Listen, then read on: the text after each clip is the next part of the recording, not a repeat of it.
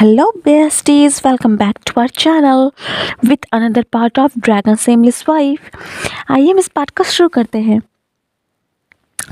जैसा कि लैंसन और विंग की पनिशमेंट का आखिरी दिन था, लेकिन इन पनिशमेंट के दिनों में लैंचरन खुद उसे गार्डिंग किया करता था।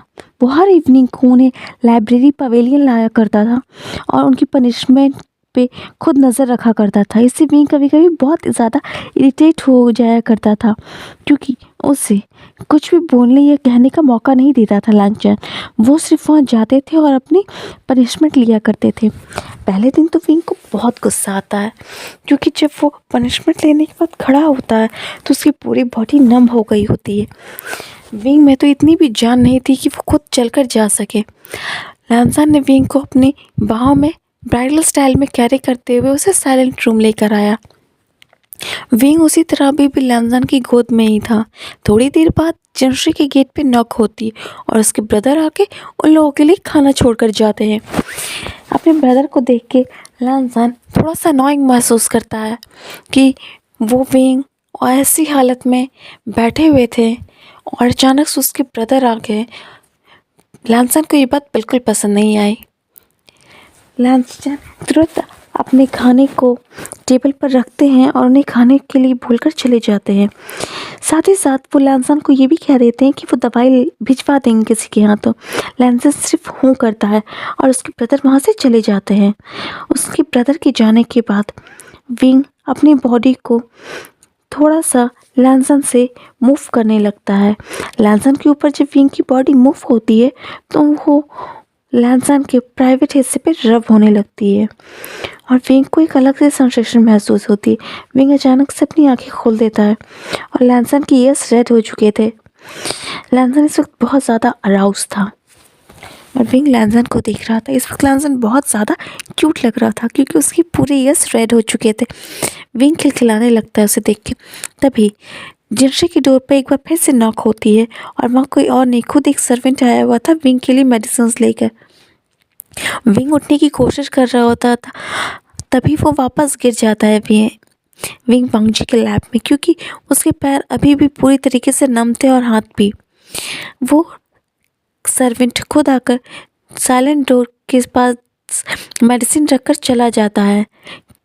जब उसे एहसास होता है कि अंदर से कोई भी आवाज़ नहीं आ रही है, लैंसन थोड़ी देर बाद विंग को उसके बेड पर रखता है और बाहर जाकर देखता है। वहाँ से वो सर्वेंट जा चुका था। उसने उस मेडिसिन बॉल को लिया और अंदर रख दिया। तब तक उनका डिनर ठंडा हो चुका था। लैंसन ने उसे हीटिंग तैलिस्मान की मदद से गर्म कर दिया था।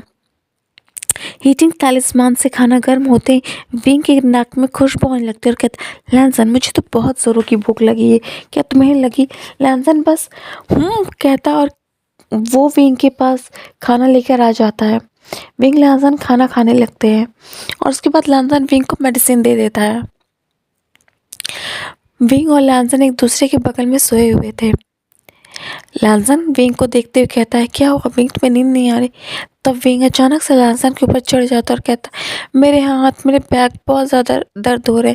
तब लैंसन विंग को आराम कंफर्टेबल फील करवाने के लिए उसके पूरे बैक पे अपने हाथ को रब करने लगता है और धीरे धीरे विंग को नींद आ जाती है और लैंसन को भी। जब अगली सुबह होती है तो वापस वो लोग अपनी स्टडीज़, अपनी ट्रेनिंग और आखिरी में उनका टाइम कटता था पनिशमेंट में। इन सारे दिनों में विंग ने सिर्फ एक बात जानी, लैंसन उसे बहुत सपोर्ट करता है, उसे बहुत ज़्यादा कंफर्टेबल फील करवाता है और वो बहुत ज़्यादा वार्म है। विंग को जब भी ठंड लगती थी इन दिनों, वो हमेशा लैंसन में आकर चिपक जाया करता था और ये चीज़ सबको बहुत अनोइंग लगती थी। सभी लोग लैंसन को बहुत ज़्यादा रिस्पेक्ट दिया करते थे, लेकिन विंग को वहीं सब सेमलेस कहा करते थे, क्योंकि वो ऐसी हरकतें ही कर दिया करता था। और सबसे ज़्यादा जलन होती थी वेंचॉ को, क्योंकि वेंचॉ विंग को कहीं ना कहीं पाना चाहता था, पर ऐसा नहीं हुआ। धीरे धीरे उनका टाइम कट रहा होता है। तभी अचानक से जंग क्लैन की तरफ से एक मैसेज आता है। उसमें लिखा हुआ था, वन क्लैन के लोगों ने बॉर्डर पे कुछ हलचल करना शुरू कर दिया है। इसी के साथ जब ये लेटर लांचरैन और लांचचैन के पास पहुंचता है, वो दोनों लांजन और विंग को बुलाते हैं, जहां लांजन और विंग एक दूसरे को किस करने में बिजी थे। इन दिनों विंग और लांजन एक दूसरे को किस करना ज़्यादा रेफर करते थे। उन्हें जब भी मौका मिलता था वो झाड़ियों में, लाइब्रेरी, पवेलियन के सुनसान जगहों पे किस करना शुरू कर देते थे। इस वक्त लांजन और विंग का सबसे फेवरेट काम था एक दूसरे को किस करना, और किस करने के बाद विंग का सबसे फेवरेट काम था अपने लांजन को अनॉइंग करना, उसे टीज करना। लांजन और विंग जब लांचन और लांजन की आंखें मिलती है तब उसे इस रूम का माहौल कुछ ज़्यादा अच्छा महसूस नहीं होता और विंग को काफ़ी ज़्यादा अजीब लग रहा होता है, क्योंकि उसे समझ में नहीं आता है कि आखिर ये मौसम और तापमान अचानक से बदल कैसे गया। सिर्फ बाहर का नहीं बल्कि रूम का भी। आसमान में काफ़ी ज़्यादा डार्क एनर्जीज फैल रही थी और विंग को उनसे बहुत ज़्यादा अनईजी फील हो रहा था। विंग नाइनटेल फॉक्स होने की वजह से उसे कुछ समझ में नहीं आ रहा था। बिना वो कुछ कहे वो उस रूम से बाहर निकल गया। उसके पीछे पीछे लांचरैन, लांचचैन और लांजन भी बाहर आ गए। जब वो बाहर आते हैं तो देखते आसमान में एक काला कोहरा छाया हुआ है जिसमें लाल रंग मिक्स था। वो कोहरा बहुत ज़्यादा डरा देने वाला था। वो कोहरा जहाँ जहाँ फैल रहा था वहाँ के पेड़ पौधे सूखते जा रहे थे। उन्हें कुछ भी समझ में नहीं आ रहा था ये अचानक से क्या होने लगा। तभी अचानक से एक लैंड डिसिपल आकर कहता है, हेडमास्टर चुरैन, सामने के दरवाज़ों में आग लग गई है। ये सुनते ही सब शॉक हो गए। तभी दूसरा हेड डिसिपल आकर बोलता है, माउंटेन्स की तरफ भी जंगलों में आग लग गई है। लांचरैन को समझ में नहीं आता ये कैसे हो गया, क्योंकि हमेशा क्लाउड रिसर्च में ठंड रहा करती थी और ज़्यादा ठंड होने की वजह से यहाँ की खाने का तरीका, यहाँ लोगों के पहनावे का तरीका बहुत अलग था सभी जगहों से। तब उस धुएं का असर कुछ जगहों पर होने लगता है जहाँ आग लगने शुरू हो जाती है। विंग अचानक से अपने नाइनटेल फॉक्स में आता है और वो खुद को एनर्जी सोखने पे मजबूर कर देता है। विंग को वो एनर्जी सोखनी पड़ रही थी पर उसे पसंद नहीं आ रहा था। वो एनर्जी उसे अंदर ही अंदर तकलीफ दे रही थी, पर वो नहीं चाहता था कि यहाँ के लोगों को कोई परेशानी हो। वो जितनी हो सके उतनी उस रिसेट एनर्जी को खींचने की कोशिश कर रहा था अपने अंदर। दूसरी तरफ लांसन ये देखकर बहुत परेशान होता। जैसे ही विंग ने उन सारी रिसेंसफुल एनर्जीज को अपने अंदर कंट्रोल किया, विंग की बॉडी अचानक से लाइफलेस की तरह ज़मीन पे गिरने ही वाली थी कि लांसन ने उसे अपनी बाहों में थाम लिया। वो विंग को पुकारने लगा पर विंग उसके सवाल का कोई जवाब नहीं दे रहा था। विंग बस एक लाइफलेस बॉडी की तरह पड़ा हुआ था। लांसन की आंखों से आंसू गिर गए। लांसन एक जोर से ग्राउल करते हुए कहता है, विंग। तब विंग की बॉडी में अचानक से हलचल होती है और फिर शांत हो जाती है। तभी लांचरैन कहता है, शायद विंग पे रिसेंसफुल एनर्जी का असर हो गया, हमें इसे लेकर इंपीरियल हीलर के पास जाना चाहिए। जब वो लोग हीलर के पास आते हैं, हीलर शॉक हो जाती है विंग को देख के ऐसी हालत में, क्योंकि अब विंग की नसों में भी रिसेंसफुल एनर्जी दौड़ने लगी थी और विंग के हाथ काले पड़ रहे थे। विंग के होंठ भी काले पड़ चुके थे। अब धीरे धीरे विंग के नाखून भी काले पड़ रहे थे। इंपीरियल हीलर ने उसे दरवाजे पर ही रोक दिया और कहा, उसे अंदर मत आने दो, उसे आसमान के नीचे ही रखो। बाकी सारे हीलर्स भी वहां आ जाते हैं और विंग को चेक करने लगते हैं। आसमान के नीचे होने की वजह से विंग को बहुत कम जलन हो रही थी उस रिसेंसफुल एनर्जी की वजह से, क्योंकि आसमान से जो चांद की रोशनी शीतलता दे रही थी वो विंग की बॉडी को बहुत सुकून दे रही थी। दूसरी तरफ जब ये बात वेंस को पता चलती है कि उन्होंने जो रिसेंसफुल एनर्जी गोसुम की तरफ भेजा था बादलों के ज़रिए, वो विंग ने अपने अंदर सोख ली है। ये बात खुद वेंचाओ ने उन्हें लेटर में लिखकर बता दी थी। ये बात पक्की थी कि ये सारी चीज़ें वैंग प्लान कर रहा था, पर उनके पास अब भी कोई सबूत ना होने की वजह से वो उन लोगों पे ब्लेम नहीं कर सकते थे। बिना किसी सबूत के कोई भी क्लैन एक दूसरे पे उंगली नहीं उठा सकता है। अब धीरे धीरे विंग को हीलर्स चेक करने लगते हैं। दूसरी तरफ से एक हीलर कहता है, हमें जल्द से जल्द इस रिसेंसफुल एनर्जी को इनकी बॉडी से बाहर निकालना होगा। तब लैंसर उस एनर्जी को बाहर निकालने की कोशिश करता है, तभी वो कहता है ऐसा नहीं हो सकता।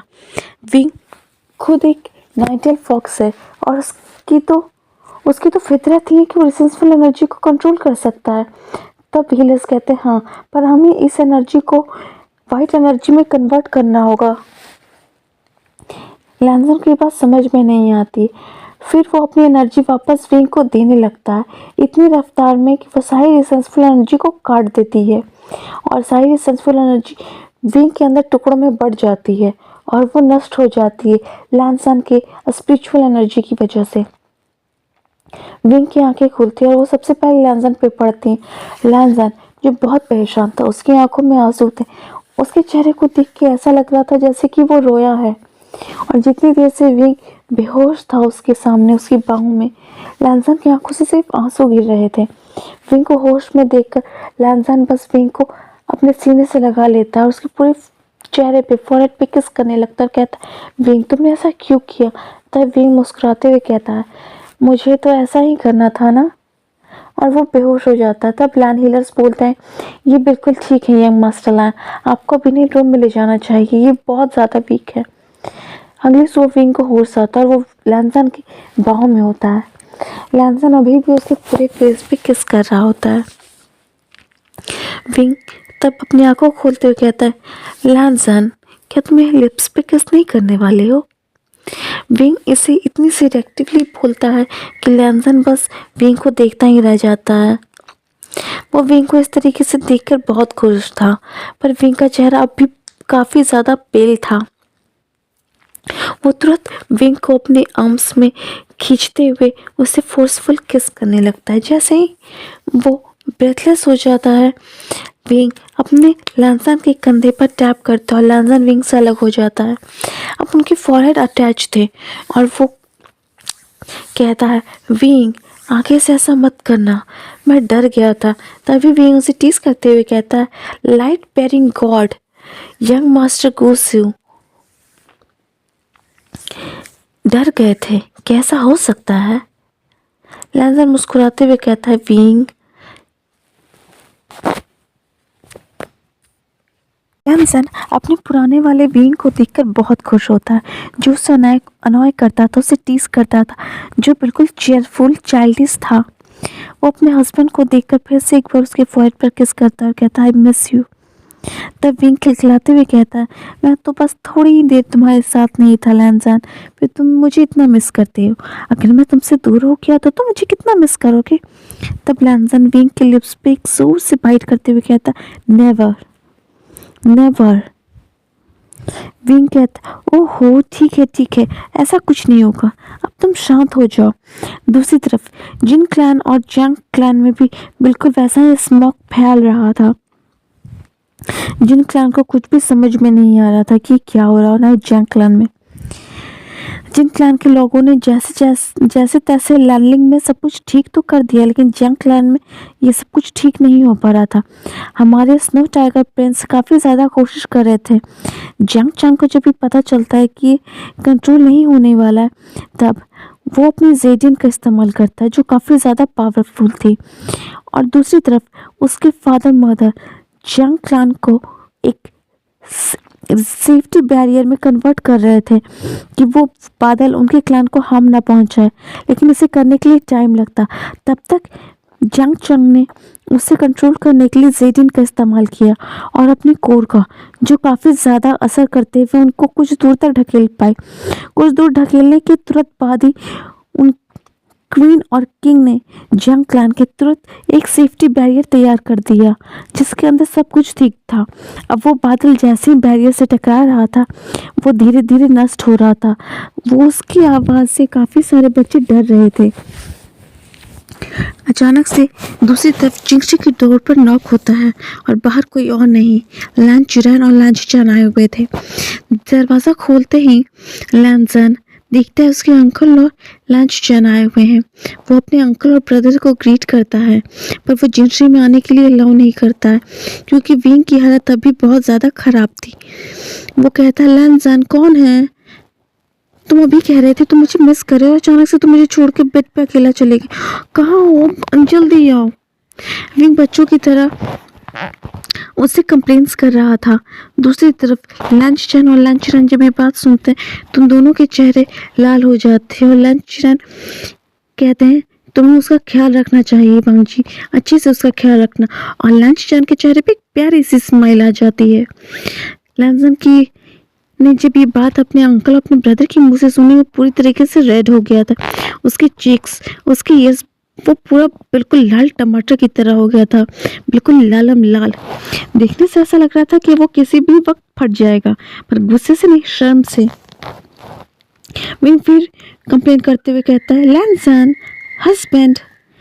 लैंसन थोड़ी देर के लिए वहीं स्टॉप हो जाता है क्योंकि विंग ने उसे बहुत कम ही हस्बैंड कहा है, लेकिन लैंसन को बहुत खुशी होता है और कहता है विंग।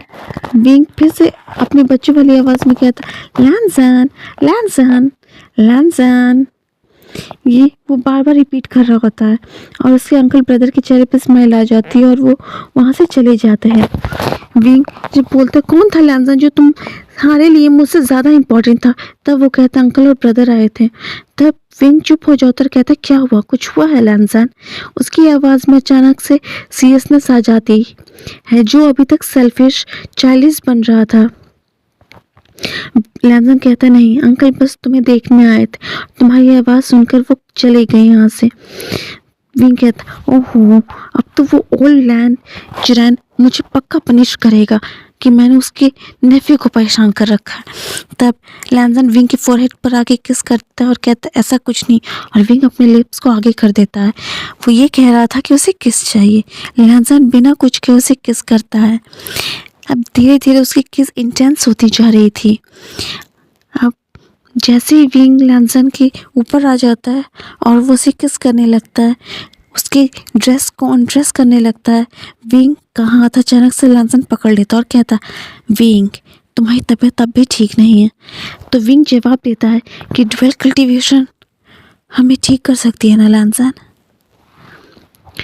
विंग की बात सुनकर लैंसन बिल्कुल शॉक हो जाता है और इसी शॉक एक्सप्रेशन के साथ मैं इस फैनफिक के इस चैप्टर को ही स्टॉप कर रही हूँ। Thank you for watching my videos. मेरे चैनल पे नए हो तो प्लीज़ मेरे चैनल को सब्सक्राइब कर देना। अगर आपको ये वीडियोस पसंद आती हैं तो लाइक कर देना, कमेंट कर देना और ज़्यादा से ज़्यादा फंक्शन फैमिली के साथ शेयर कर देना। Okay bye besties.